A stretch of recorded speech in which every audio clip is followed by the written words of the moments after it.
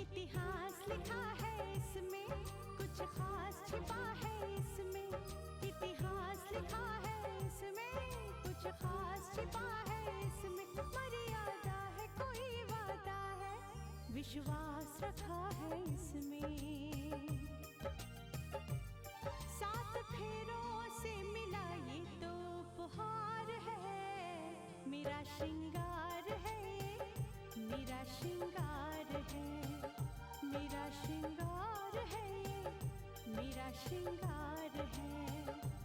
मंगलसूत्र, मंगलसूत्र,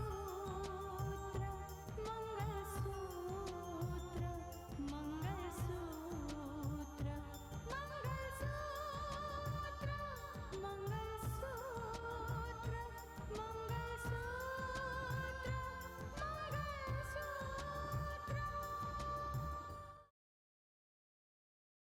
क्योंकि इस घर का हर शख्स आपकी चालों को अच्छी तरह समझ चुका है। मेरे ख्याल से मेरा इतना कहना आपके लिए काफी है। गुलशन शाह का कोई ड्राइविंग लाइसेंस ही नहीं था। जिस इंसान का ड्राइविंग लाइसेंस नहीं होता वो गाड़ी नहीं चलाता। गुलशन शाह को जलाकर झुलसाकर इस तरह मारा गया कि उसकी लाश को उसके परिवार वाले, उसके बच्चे भी नहीं देख पाए। माँ, पापा का कातिल कौन है? और रही बात सुंदरलाल की, तो वो भी बच नहीं पाएगा। उसे बहुत जल्द सजा मिलेगी। सुंदरलाल, उस वक्त जिस बात के लिए तुम्हें बुलाया था वो बात तो अधूरी रह गई। हाँ वही तो मैं भी सोच रहा हूँ कि वो कौन सी बात थी जो अधूरी रह गई जिसे मैं पूरी कर सकता हूँ। मैम ये जानना चाहती है कि उस वक्त जो आपने 10 करोड़ रुपए लिए थे, उन 10 करोड़ रुपयों का क्या हुआ? वो रुपए ना, 10 करोड़ रुपए, वो जी हाँ, वही रुपए आपने उस दिन ये कहकर लेकर गए थे कि आप रितिका का ट्रांसफर करवा सकते हैं।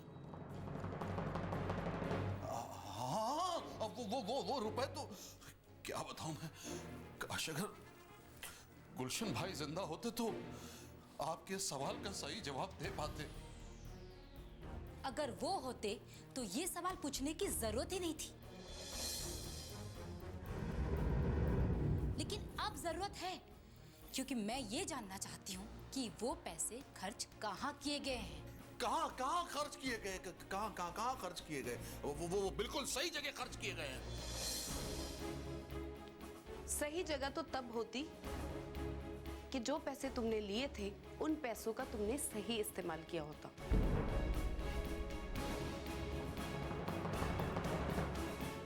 अगर रितिका का ट्रांसफर हो गया होता तो मैं समझ सकती थी कि आपने उन पैसों का सही इस्तेमाल किया है।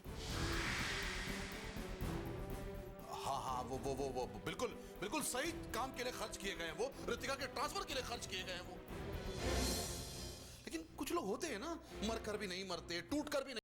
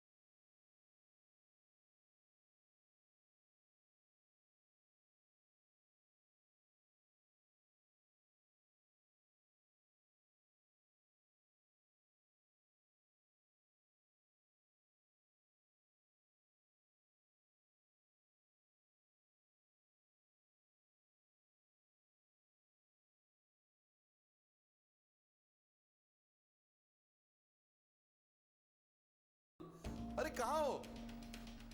क्या तुम आ गए? अरे ये तो बहुत बड़ी खुशखबरी है। हाँ हाँ भाई, मैं भी तुमसे मिलना चाहता हूँ। ठीक है, फिर मिलकर बात करते हैं। Okay okay okay.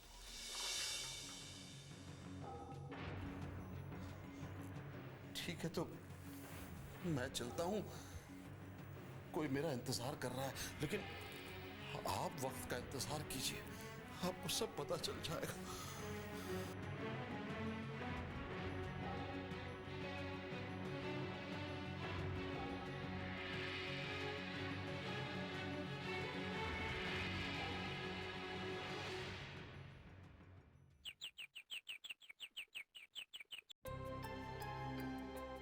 Good morning madam. Good morning.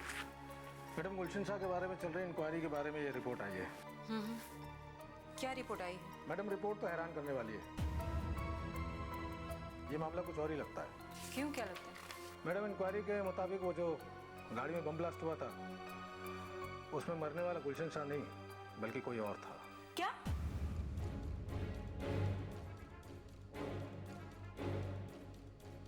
Report दिखाइए। चलिए।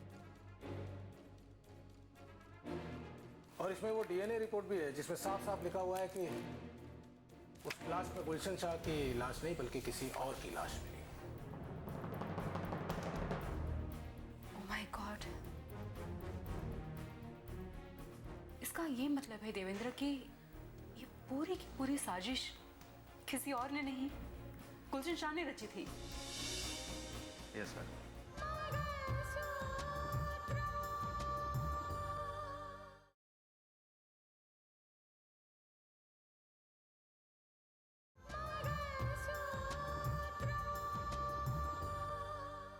इसका ये मतलब है देवेंद्र कि ये पूरी की पूरी साजिश किसी और ने नहीं, गुलशन शाह ने रची थी। Yes sir. और वो ये चाहता था कि उसकी मौत के बाद इस शहर में दंगे हो, तूफान खड़ा हो जाए और जिसकी वजह से मेरी ट्रांसफर हो। मैडम, आप तो उसे गिरफ्तार करना चाहती थी, लेकिन कानून के डर के मारे उसने ये रास्ता अपनाया। अपनी मौत का खुद ही उसने खेल रचा है। खैर, कोई बात नहीं। अब तो सच्चाई सबके सामने आ गई है ना। लेकिन एक बात समझ में नहीं आई देवेंद्र, अगर वो मरा नहीं है तो वो कहाँ है? कहीं ना कहीं तो छुपके बैठा होगा ना। जाहिर सी बात है मैडम, कहीं ना कहीं छुपके ऐसी जगह बैठा होगा जहाँ कोई ना पहुंच सके। लेकिन हमें पहुंचना होगा, हर हालत में उस तक पहुंचना होगा, कुछ भी हो जाए। लेकिन मुझे 24 घंटे के अंदर अंदर उसका पता चाहिए। वो कानून की आंखों में इस तरह से धूल नहीं झोंक सकता।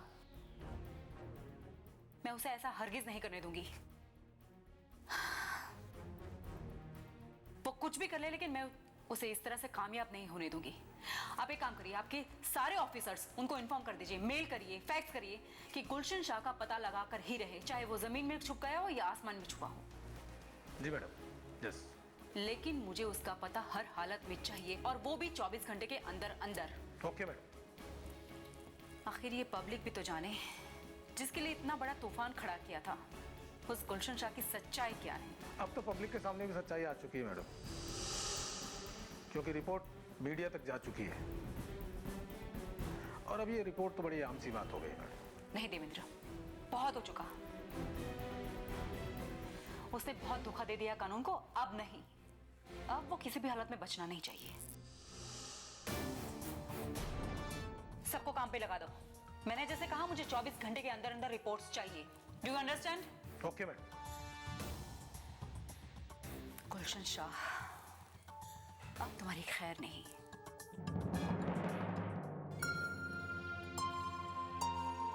जांच आयोग की रिपोर्ट में यह दावा किया गया है कि गुलशन शाह जिंदा है और लोगों की जुबान पर यह सवाल है कि अगर गुलशन शाह जिंदा है तो प्रशासन इस कदर धोखा कैसे खा सकती है। अगर गुलशन शाह जिंदा है तो उसकी मौत की साजिश किसने रची?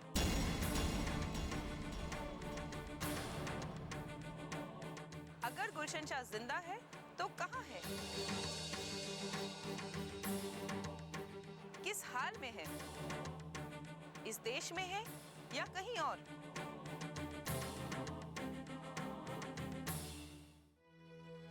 माँ, क्या पापा सचमुच जिंदा है? हाँ मैं भी सुनकर हैरान हूँ। क्या क्या सचमुच वो जिंदा है? क्या वो सब एक धोखा था? वो सब झूठ था? तो वो गुजरा हुआ दौर जो मेरे लिए एक बुरे सपने की तरह थे। लेकिन माँ, अगर पापा जिंदा है तो वो कहाँ है? वो जहां भी है, हमारे लिए तो सबसे बड़ी खुशी की बात यह है ना कि वो जिंदा है। जहां भी है, बस वो अच्छी तरह से रहे।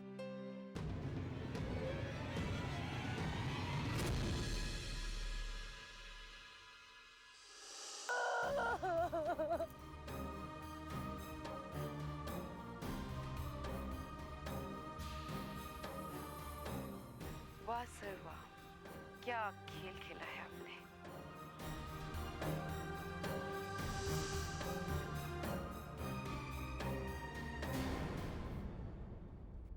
मैंने कहा था ना शारदा, कहा था ना मैंने कि गुलशन शाह, जिसे ड्राइविंग भी नहीं आती, वो अपनी गाड़ी चलाकर कहीं जा रहा था, ऐसा सोचा भी कैसे जा सकता है।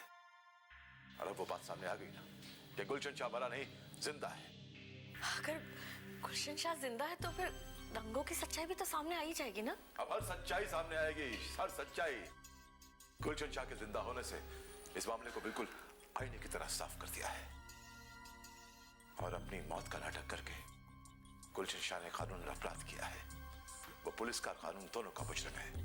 उसने अपनी मौत का नाटक नहीं किया शारदा, बल्कि खुद अपने हाथों से अपनी चिता को आग लगाई है। लेकिन भाई जी, अगर वो हाथ में आया तो ही कोई बात खुलेगी ना। हो सकता है कि अपनी मौत का नाटक करके वो इस देश से ही फरार हो गया हो। नहीं स्नेहा, इस बात की संभावना बहुत कम है। संभावना बहुत कम ही नहीं बल्कि नामुमकिन है। वो देश तो क्या, ये शहर छोड़कर भी नहीं जा सकता।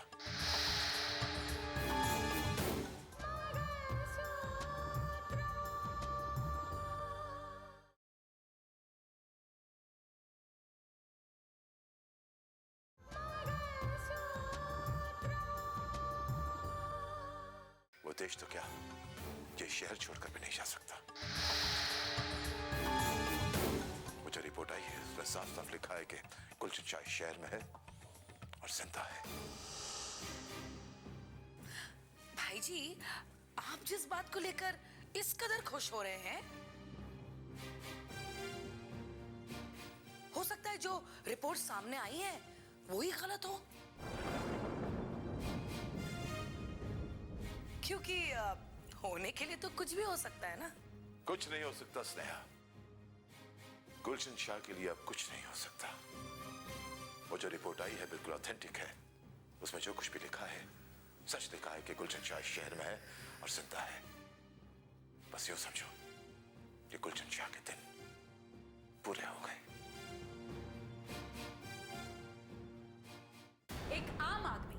एक आम आदमी कानून को धोखा देने के लिए इतनी बड़ी साजिश रचता है और हम उस साजिश तक नहीं पहुंच पाते। हमें कुछ समझ में नहीं आता है। ये कानून के लिए, हम सब के लिए एक बहुत बड़ी नाकामी है।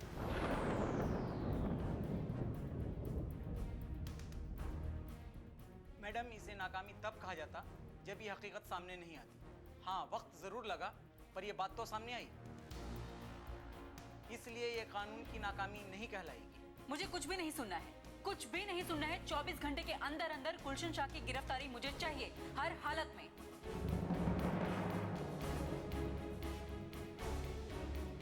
इस रिपोर्ट के आने के साथ ही हमने कोशिशें शुरू कर दी है मैडम, लेकिन वो कहाँ छिपा है इसका कोई सुराग नहीं।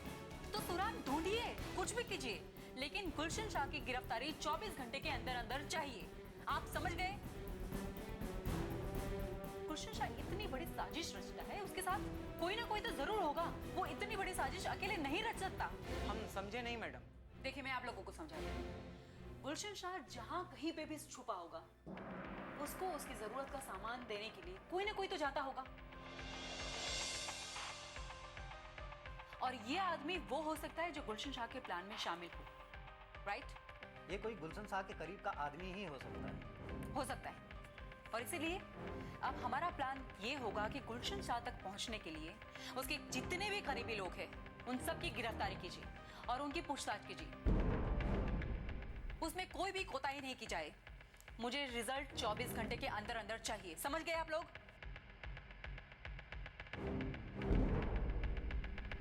जाहिर सी बात है, गुलशन शाह वहां जाकर छुपकर बैठा है जहां आप लोगों का नेटवर्क नहीं पहुंचता है, आप लोगों के खबर ही नहीं पहुंच सकते हैं। तो हमारे पास अब एक ही जरिया है, उसके जितने भी करीबी लोग थे, उसके साथ जो लोग भी काम करते हैं, उसके एक एक कार्यकर्ता, सबको हिरासत में लीजिए, चाहे वो कोई भी हो, चाहे उसकी सेक्रेटरी डॉली ही क्यों ना, और उससे पूछताछ कीजिए।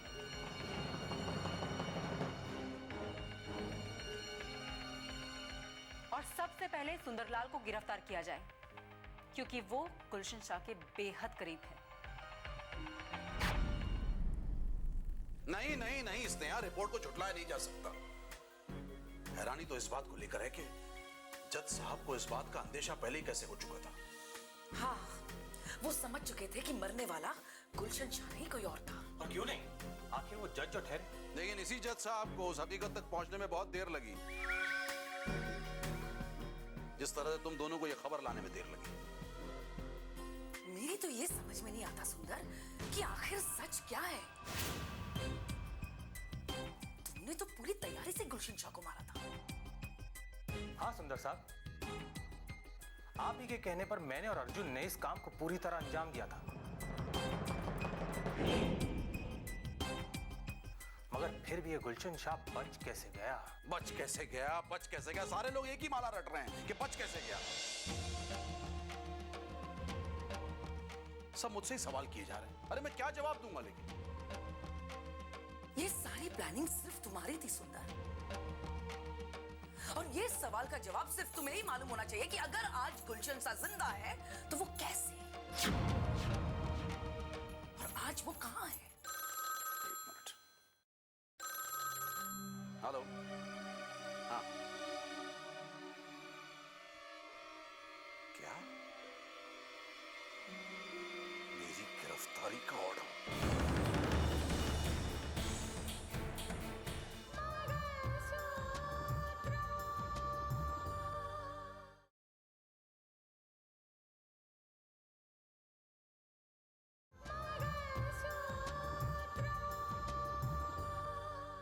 मेरी गिरफ्तारी का ऑर्डर?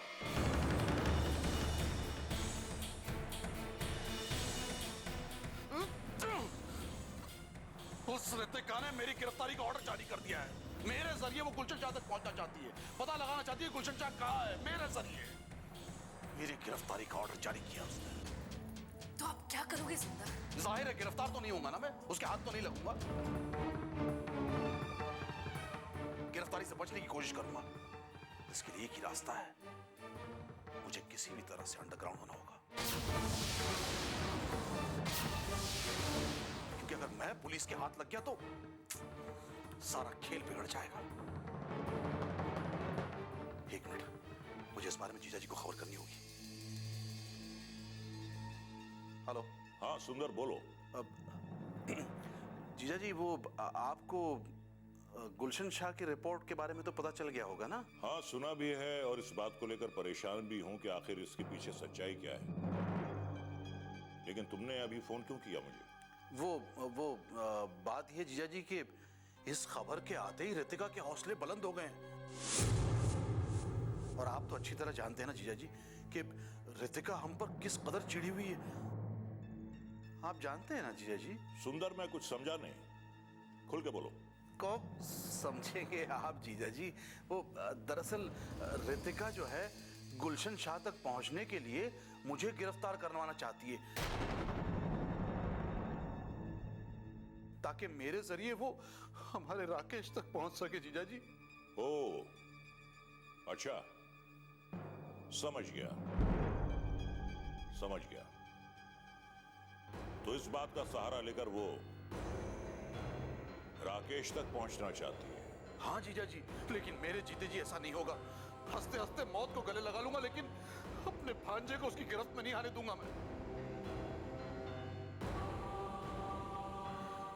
जीजा जी, इसलिए मैंने डिसाइड किया है कि मैं किसी ऐसी जगह जाकर छुप जाता हूँ जहां ना रितिका ना उसके अफसर मुझ तक पहुंच पाएंगे।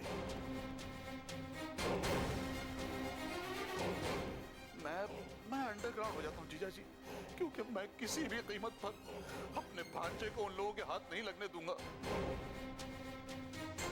आप समझ रहे हैं ना जीजा जी? वैसे आपको राकेश के लिए परेशान होने की जरूरत नहीं है, और मेरे लिए तो बिल्कुल नहीं है। मैं खुद को और राकेश को दोनों को अच्छे से संभाल लूंगा। ठीक है जीजा जी?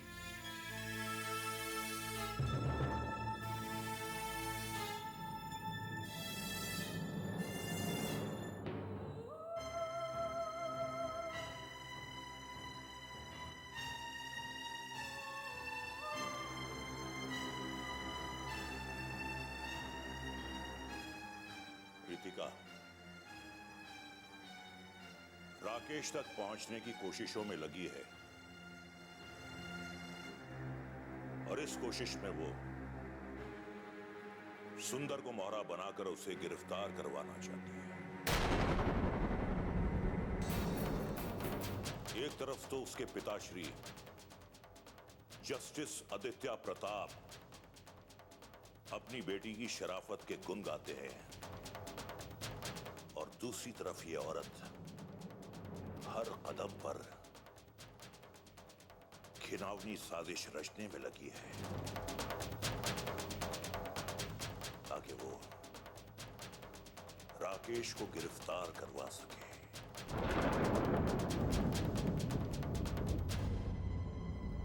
लेकिन मेरे जीते जी ऐसा कभी नहीं